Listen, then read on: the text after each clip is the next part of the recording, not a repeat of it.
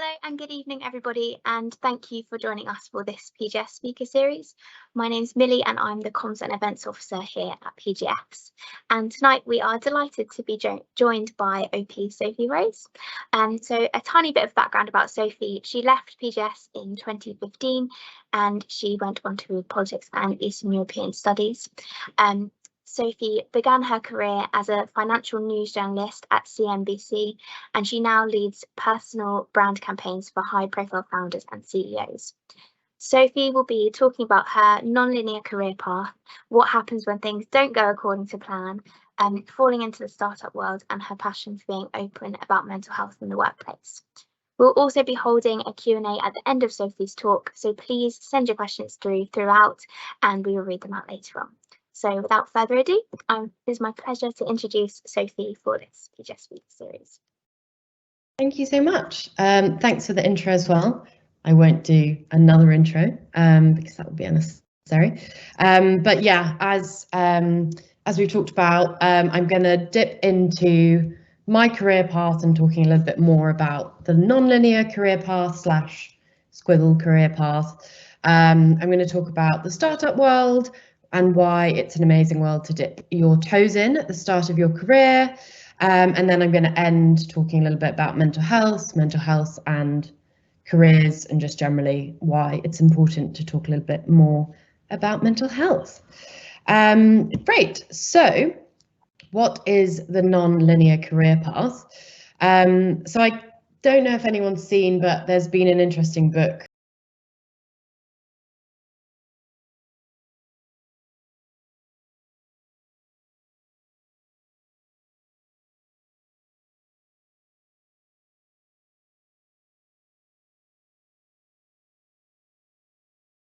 non-linear career path is.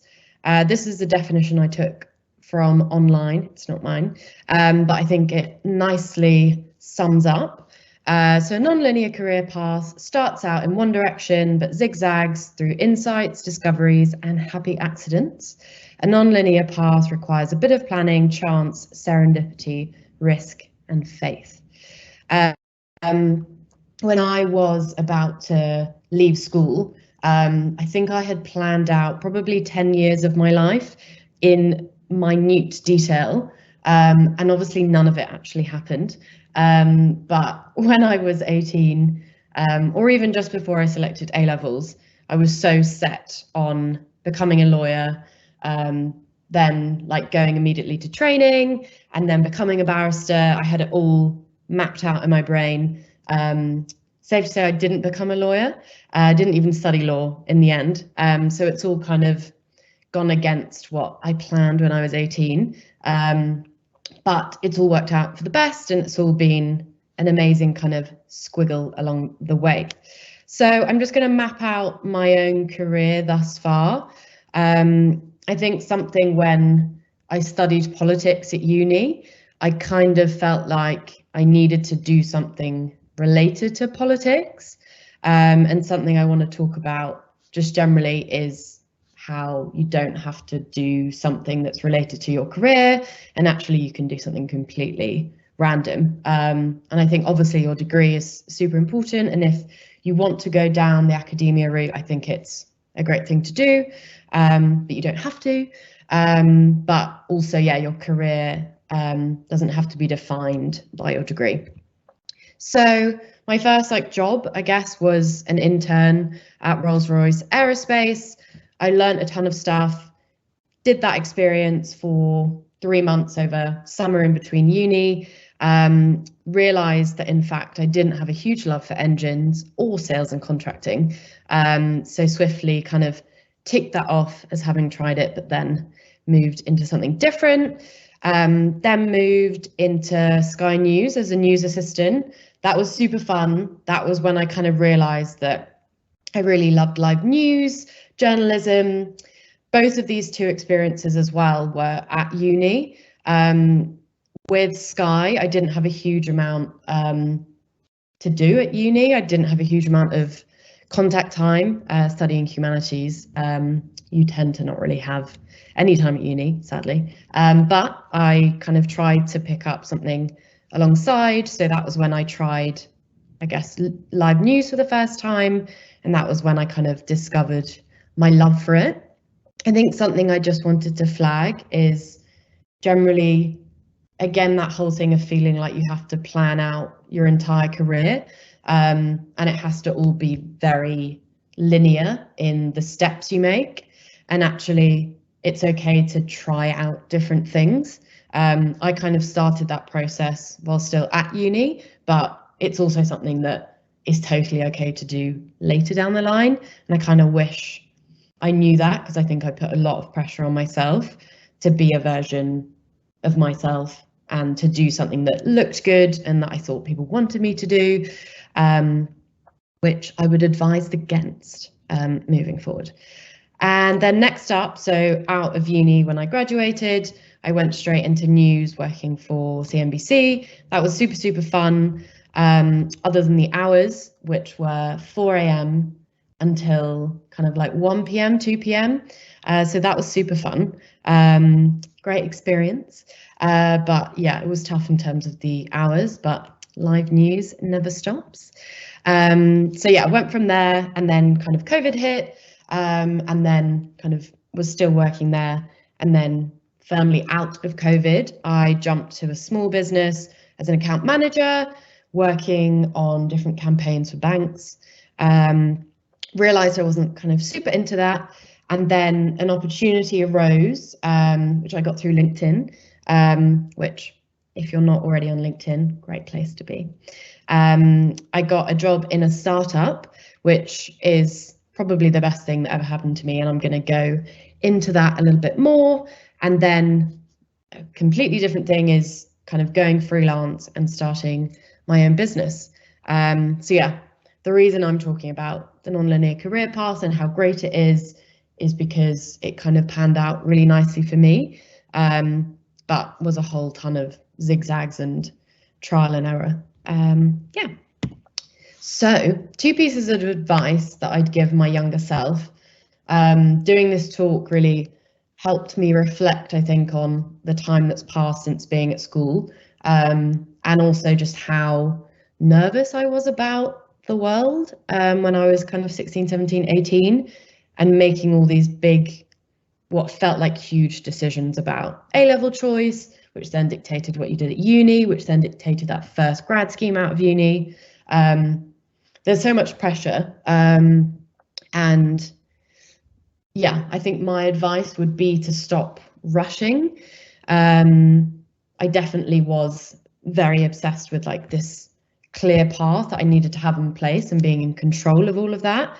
And ultimately, I wasted a lot of time thinking and panning out all of this plan that never happened. So yeah, I think my first piece of advice would be to stop rushing. I think the way we've been conditioned at school with exams and this timeline that we're moving towards, you feel like you need to make these huge career decisions before you go to university. And then I definitely felt like, okay, that's it. I need to double down now and kind of niche, but you really don't have to, and your career can go in a ton of different ways. And that is super exciting, and change is actually a great thing. It's totally okay to change your mind. I think at the time I kind of felt like a bit of a failure, that I wasn't doing what I planned on doing and what kind of people expected of me, and also what was expected of my degree. But yeah, it's okay if you go to uni, realize your degree isn't right. It's okay if you start that first job and realize it's totally off-piste. You can pivot at any point in your career, and that's something as I get old, well, later into my 20s, that I realize I kind of wish I'd known. Then my second piece of advice would be that you don't need to know everything. I really struggled at the start of my career when I was at CNBC, because I felt like I didn't know anything, and then that therefore made me a failure, I guess.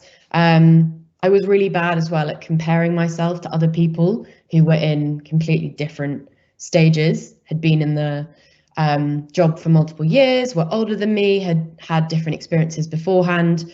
But I got very obsessed with what I was doing and comparing it to them and feeling like I wasn't good enough and that I wasn't amazing at my job.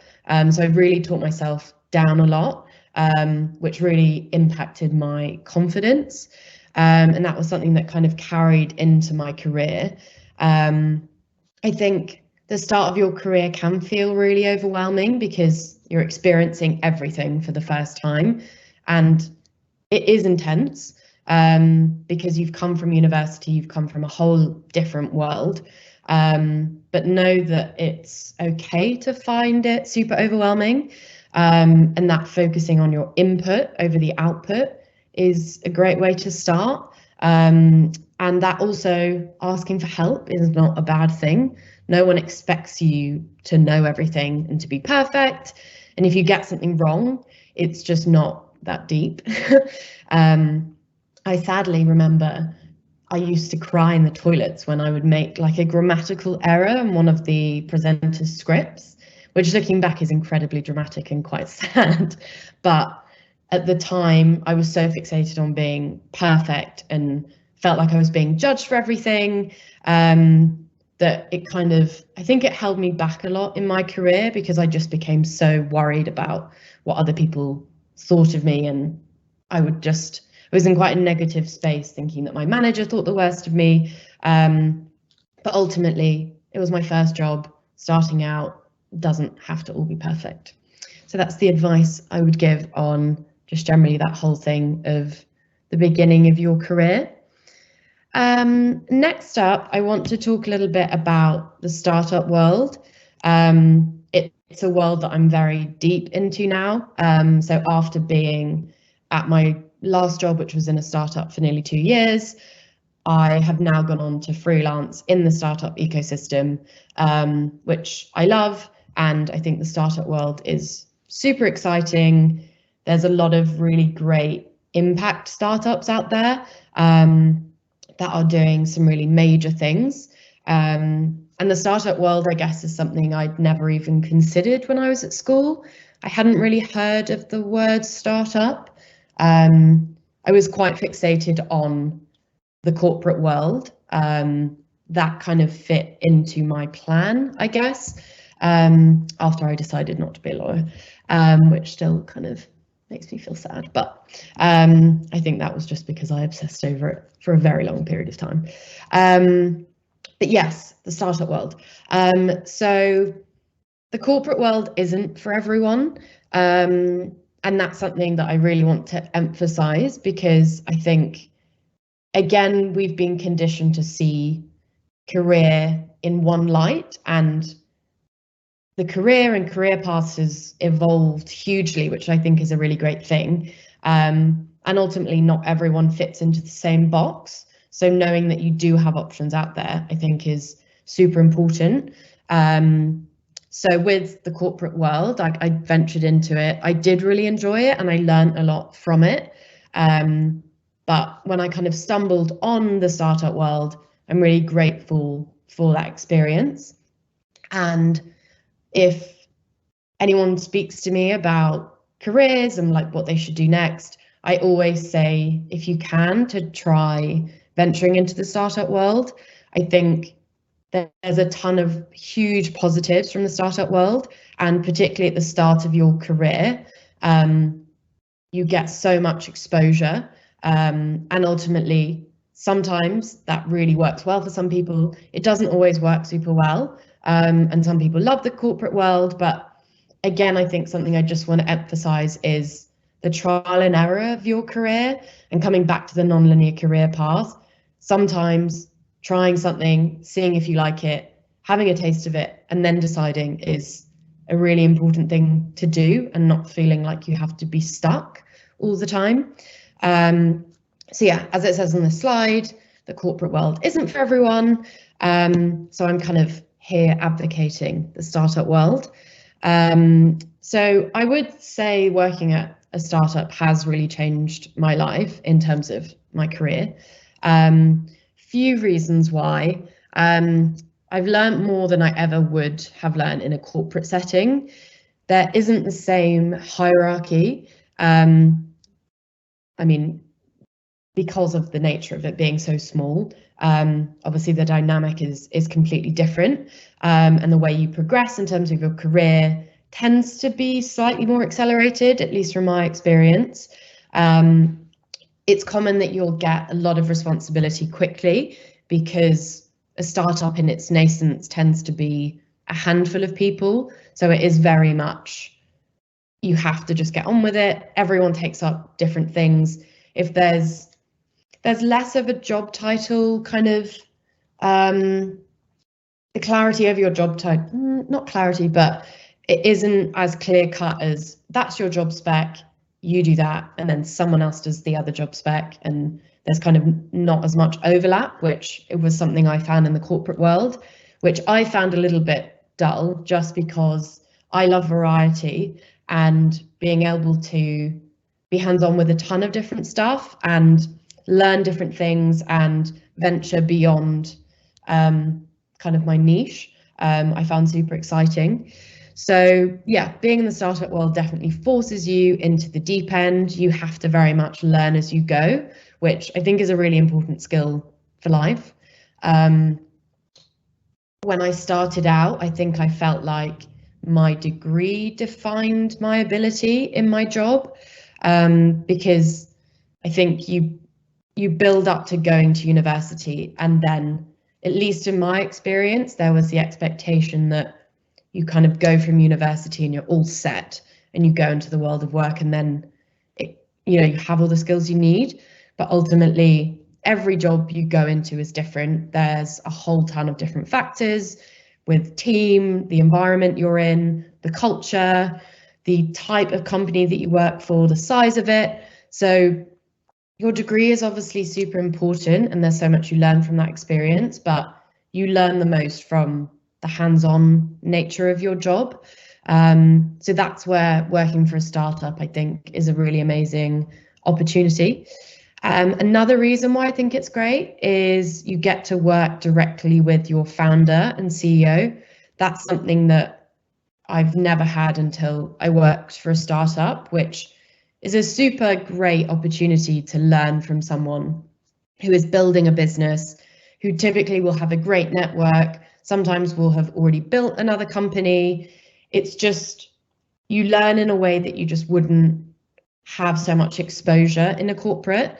And that was something I was super grateful for, because again, coming back to the team size, because it's such a small team, you learn so much from everyone around you because you are with those people all the time.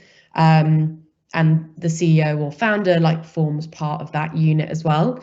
So that's something that is a real advantage, I would say, for a startup. And then finally, it makes you pretty tough, I think, for the world of work. Being in a startup can be pretty unpredictable, but that also makes it super exciting. You don't necessarily get a huge amount of direction, and it really forces you to take initiative and to get on with things, which I think instills a really great work ethic. I also think in terms of confidence, it really helped me build up my confidence because I had to just do things sometimes without thinking. And one of my greatest strengths, but also not, is that I overthink everything a lot. So being in a position where everything's moving so fast that you do kind of just have to not think about every scenario, helped me build up these different experiences and evidence, I guess, to prove that I could do things, which really helped with my confidence. You learn really to just back yourself. So yeah, I think as an opportunity and as a very viable career path, working for a startup is a great option. I think it sometimes gets a bad rep that it's kind of unstable, badly paid, you work 80 hours.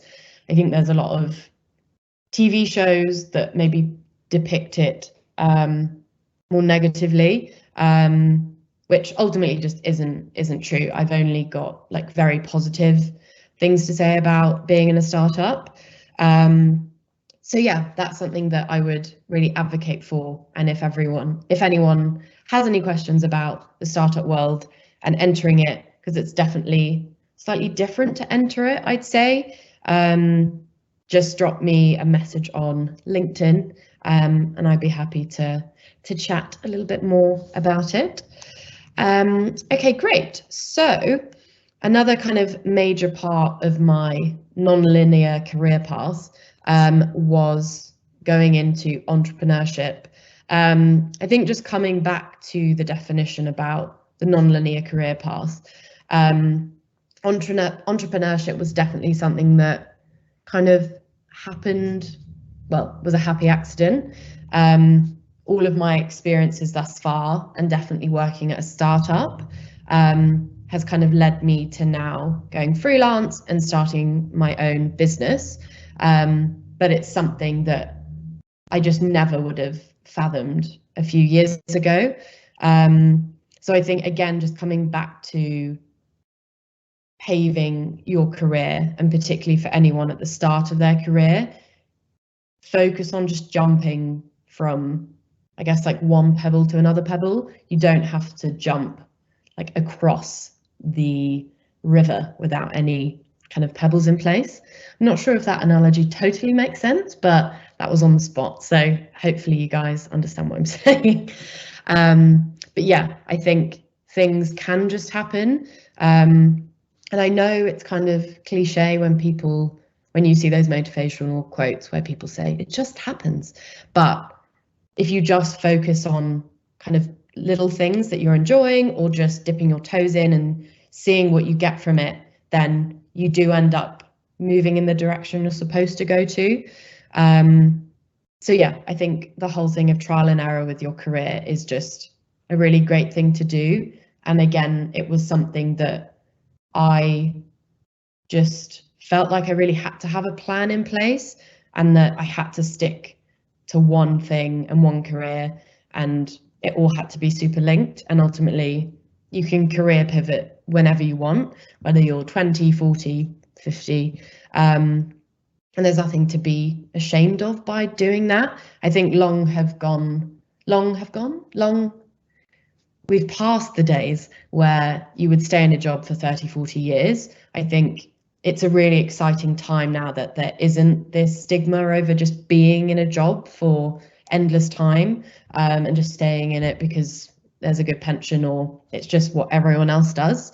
So yeah, I think for young people, it's a really exciting time to enter the job market, because everything has changed in terms of the priority on mental health, also the way in which we have flexible working now, the opportunities and the way you can just apply for lots of different things has opened up a whole new world. And I think it enables people to find their passions a little bit sooner, or at least find experiences that really help them and shape them in a lot of ways.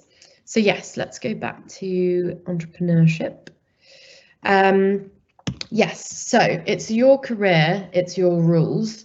I think, again, just coming back to the career path, I definitely did some things because my parents wanted me to do them, and it wasn't necessarily explicit. I think there was just a pressure of, oh, well, I feel like that's what my parents want to do, or let me do a stable career path because that's kind of, no one will worry about that.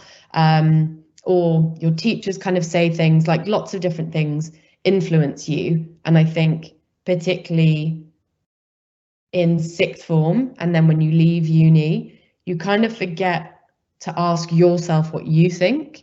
It was definitely the case for me that I was constantly thinking about what other people wanted me to do. And I realized that I never asked myself, what do you want to do? And I think I asked myself that recently, which has kind of paved the way for me to now go freelance and jump into entrepreneurship. Because when I did ask myself what I want, I love being independent. I love kind of owning and managing things. I loved being managed, but I do really love managing projects myself. And down the line, I really want to manage my own team. And that's something that I'm just really passionate about. And I've realized that now. So the career that I'm kind of forging is based on that and me having asked myself that question. I know it seems really silly, but just like actually asking yourself, what do you want to do, or what is it you love doing with your time, and honing in on what it is you kind of want to spend your time doing. Your job takes up a lot of your time. So doing something that is super boring, just for the sake of it, or just because of money, or just because you think it's what you should be doing, is just very depressing. And yeah, I feel like the world really is your oyster if you listen to yourself and just trust in your own instinct. So yeah, that's kind of why I've written It's Your Career, It's Your Rules, because you are, in control of everything. But I do think there's a lot of external pressures, and it can be very hard not to get swept up by those. I know that because I did. I feel like I only really applied to do law because I kind of thought it sounded great. And I had watched a few shows where I saw barristers and I thought it looked really cool. I also just felt like it was something that you would say and people would be like, oh, wow, a barrister. And definitely when I would speak to people's parents and stuff, I felt like it was quite a good career to kind of whack out. I realise now that I probably would have been an awful lawyer. And ultimately, I think I'm too creative to be a lawyer, but I got it in my head that I was going to be a lawyer, and that was the kind of path that just made sense for me. But ultimately, it clashed a lot with my values and who I am as a person. So I'm super glad that that didn't happen. And again, that me not studying law happened, I guess, through fate, in that I didn't get my first choice for after my A-level results. I was actually in clearing, which was an incredibly stressful time, which made me feel like a massive failure. But I realise now, just again, wasn't that deep. But I had probably placed a lot of value of myself on my grades. And that was something I kind of did at uni as well, where my self-worth was based on my grades, which I think, just being in the educational system and the way it kind of works, is something that just inevitably happens. So yeah, with my A-levels, I applied to do law at Bristol, and Durham and a few others. But again, I became obsessed that I had to go to Durham. Again, it was totally just down to it looked good. And so because I was so obsessed with going to Durham, I ended up applying for A-star AA, which I got from Durham. And I put my insurance as A-star AA as well, because I decided that I couldn't not go to Durham. So if I didn't get it, it was all over. And my life within that context was very much over for those couple of months after results day, because I ended up not studying law, not being able to reapply because of the way the system works in terms of you can't reapply to the same universities. So my world kind of collapsed below me. And again, it was just because I became so obsessed with what I thought I should be doing and that I had to do XYZ. And ultimately, I think that was a great thing that happened, because again, it pushed me in a different direction. So I think everything that happens for a reason, and there's a learning from everything. And I think throughout your career, there's going to be a ton of stuff that happens that you can't predict, and it's going to change up everything. But ultimately, there's so much to be learned from it, and taking a different path or route is not a failure. So yeah, going into freelancing. Again, freelancing is something that I hadn't really considered because it just wasn't really laid out as a career path. So when I was in the startup world, Freelancing didn't feel like a huge leap because the startup world kind of probably sets you up nicely to run your own business and freelance and be kind of more independent. But again, like advocating for the startup world, advocating for freelancing, there is more out there than just being in the corporate world. And if that whole 9 to 5 doesn't work for you, then there are other options out there. So yeah, just want to kind of keep reinforcing that. But yeah, going freelance and still freelance was super exciting. Also incredibly scary, as is any change. But it's been a really interesting experience. I've had to learn how to sell myself and my services, which again, it's come back to the whole thing of backing myself. And I think throughout your career, you do need to back yourself. And it's so important to be confident in yourself. And if you don't feel confident, to really work on building that up. It's something that I've done in therapy a lot, because it was kind of it had become a bit of a hurdle. So yeah, confidence is definitely something that's super important. I won't go into too much detail here on freelancing. Again, if you have any specific questions about how to set up a freelancing business, whatever it is, again, freelancing is something you can do whilst at uni to learn a whole ton of skills. You can do it whilst in your job. I started freelancing while still in my last job, only with one client, but I really enjoyed having the variety. So again, you know, you can make your career whatever you want it to be ultimately. So yeah, just wanted to reinforce that. Then starting my own business, I am currently building a business centered around female founders looking to build their own personal brands. I have worked in the startup world for a while now. It's incredibly male dominated, and me and my co-founder ultimately wanted to kind of find a way to help break that. And something that women often struggle with, particularly female founders that we've worked with, is confidence and not wanting to put themselves out there, whether that's socials, PR, just generally speaking loudly about what they do and how they're kind of changing the world. So we've started up a business. We're about to launch our membership. And the reason I'm telling you this is purely because, again, I'm just going to drill this home because I think it's really important, but you don't know how your career is going to pan out. You can only focus on jumping from one thing to another and just seeing where you land.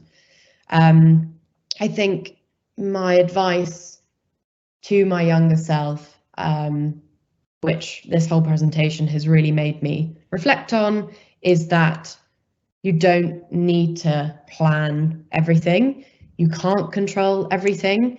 I'm definitely a control freak, and that helps me in an array of ways, but also can be a little bit debilitating. So yeah, you don't need to control everything and things will work out. I know right now, particularly if you're in sixth form, the world can feel like a lot, but yeah, it does all work out, and whichever route you take is your route and it's the right route. Okay, finally, I'm going to finish up talking about mental health, particularly within the context of starting in the world of work, also touching on university, and just generally honing in on the importance of talking about mental health, whatever age you are, whatever the context is of your relationships. Why?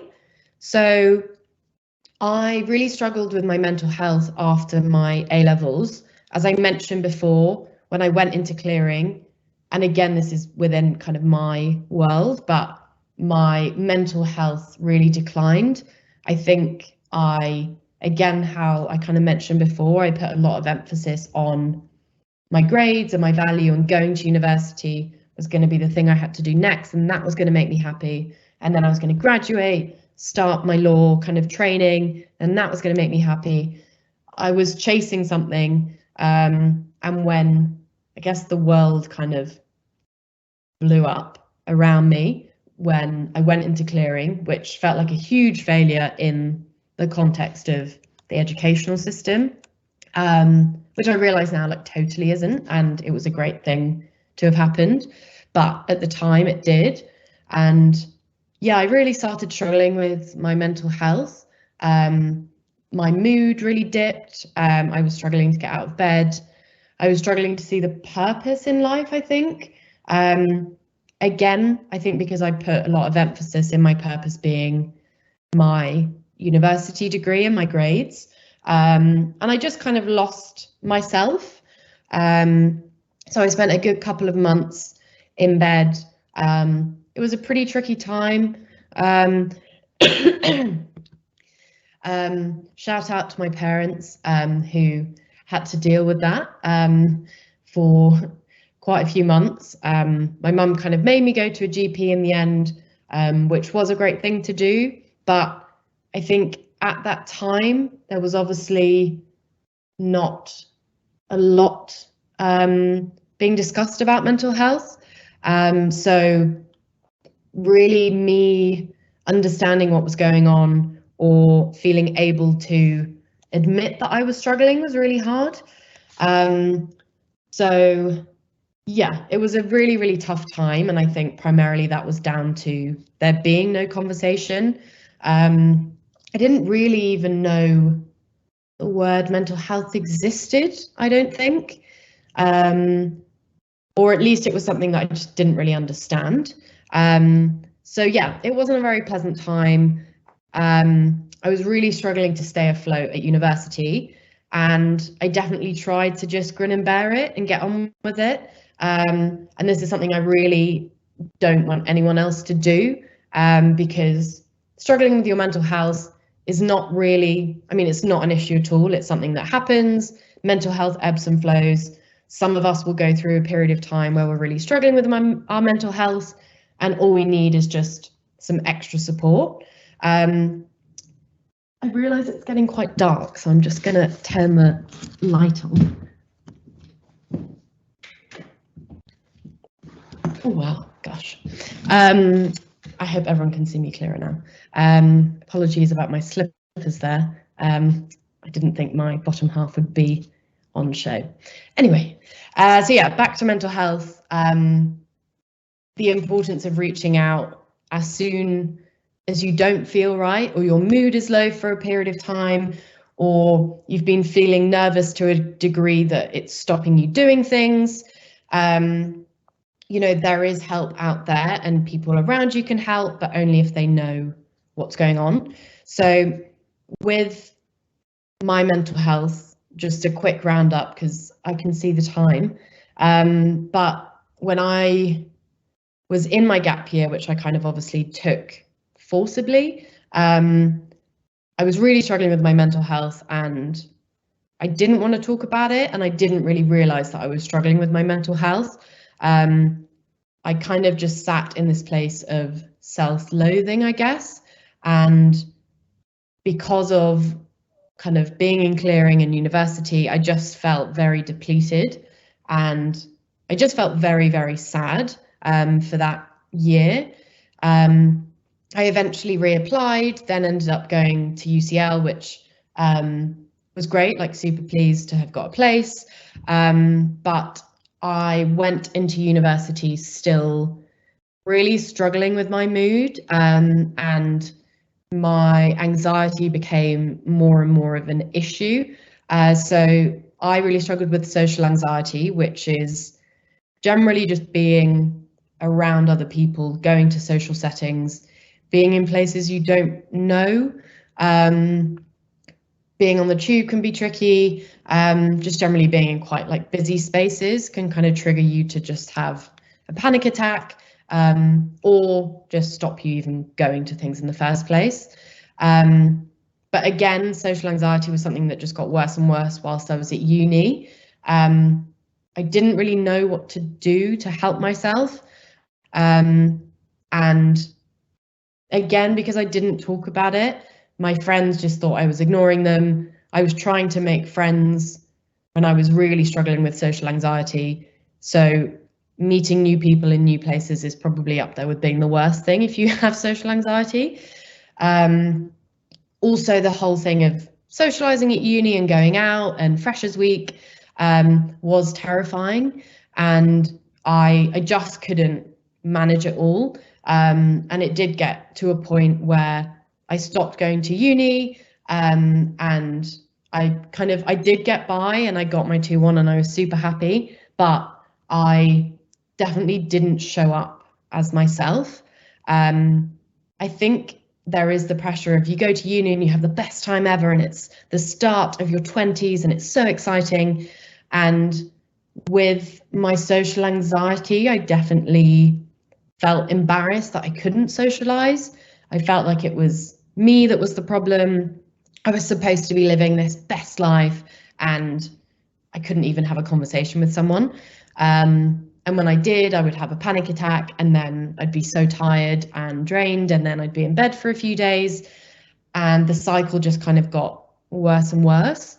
And I think what's really great now is people are talking about things more. And one of the reasons that I do talk about things and my experiences is because I want to destigmatize mental health and a range of things within that. So for me, social anxiety, depression, and I recently got diagnosed with bipolar 2. So I'm kind of trying to raise awareness about those, share my experiences, and just help someone who might be in a similar position.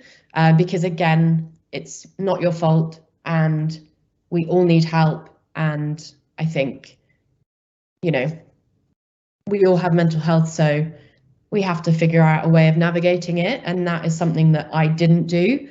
I didn't work out how to navigate my mental health. And in doing so, it just got worse. So yeah, coming back to why I talk openly about mental health on social media, give me a follow, Rosier with Soph, may as well plug. But yeah, I want to make someone else who wants to maybe breach the conversation with a friend or family member or teacher or manager just a little bit easier. I know it can feel scary and it can feel a little bit icky. We've started the conversation around the importance of mental health and looking after your mental health, but it is something that can still be uncomfortable for people because we're completely rewriting a narrative and that does take time. But I think social media is really great in that you can reach out to people who have experienced things. You can follow people on Instagram who are sharing their stories, which if you are having a really low time, or you have been really depressed for a while, just consuming media that makes you feel comforted and reminds you that you're not alone, I think is incredibly powerful. And I know for me, when I started my Instagram, which was basically like a mental health diary, finding people who had struggled or who had now come out the other side, it helped me recover. It helped me with my recovery so much. So I'm just super passionate about talking more and more about the importance of looking after your mental health. Mental health and physical health are just as important. Talking about mental illness is also super important. And there is a lot of stigma out there. So we all have a role to talk more about our mental health and just start a conversation that then enables people to have the harder conversations when they do arise. So yeah, I think with life, it's inevitable that you're going to get hit and knocked, and sometimes your mental health will need extra support. And that support is out there. There's therapy, there's taking time out, taking a career break for your mental health, there's going to a GP for medication if that's an option, there's speaking to friends and family, there's resources online, there's podcasts, there's a ton of things out there that I think can be so helpful. And I think particularly in your 20s where it's this constant roller coaster, and there's so much change which is traumatic for you, and sometimes that means you're going to need a little bit of extra help. And it's not a weakness. And yeah, I just think that we should normalize this conversation.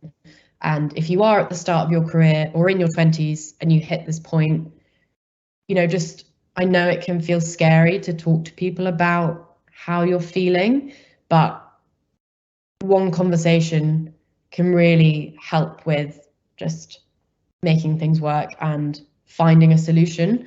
So yeah, that's something that I wanted to share my own experience, because me shutting down basically and denying how I was feeling impacted my life, and it made my career quite tricky because I felt very weighed down all the time.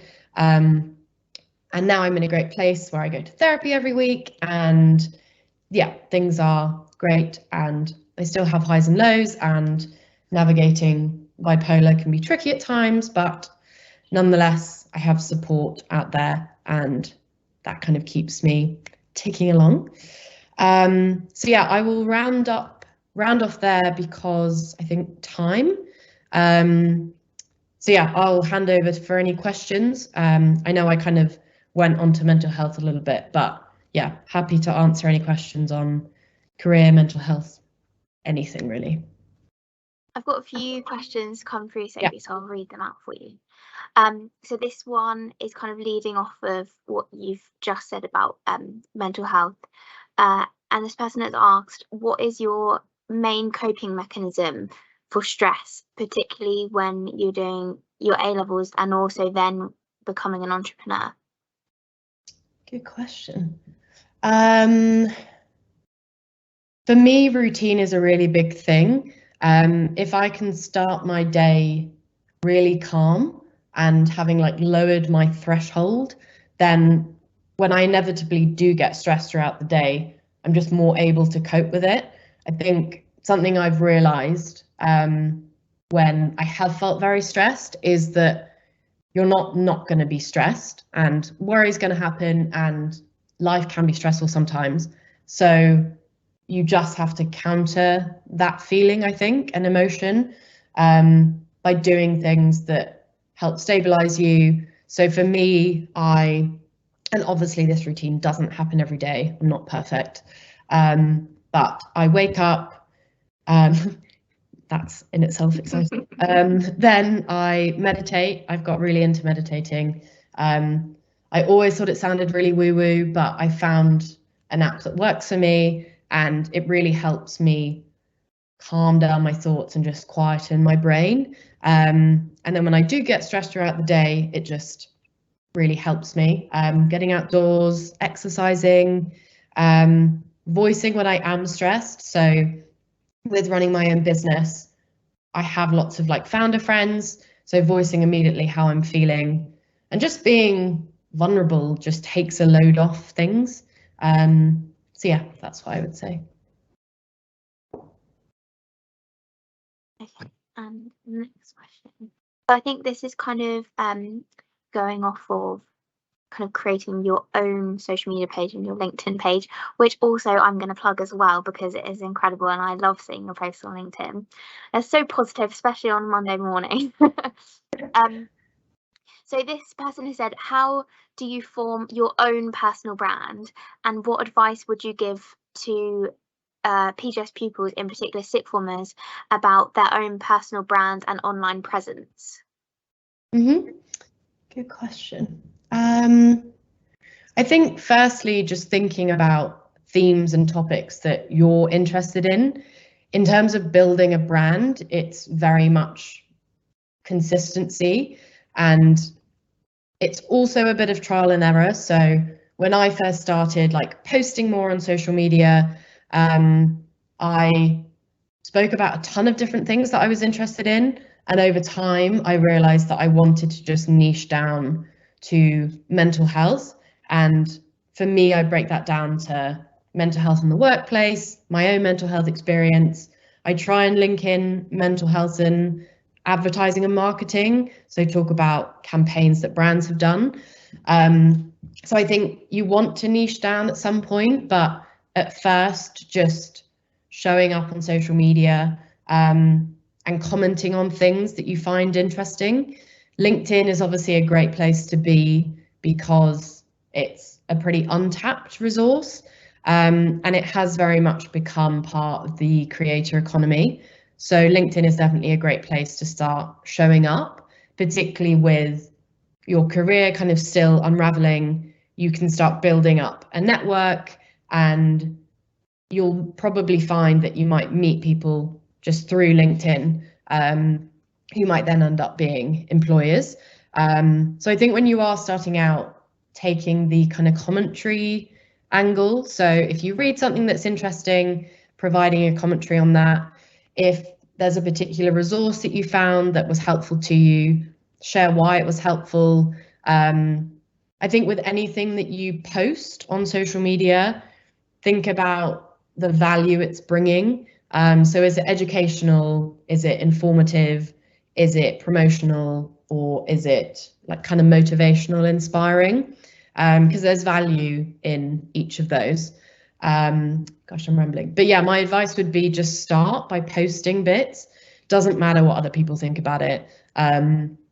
Building a personal brand for me on LinkedIn and across socials has really helped my career. I found my job on LinkedIn just by showing up through posting. So yeah, I would say pick a few themes, maybe 2 or 3, and start trialing writing, and then just see where you go from there. And another piece of advice actually would be maybe just one platform at a time. I would focus on LinkedIn if it were me, in terms of just career and the opportunity to grow.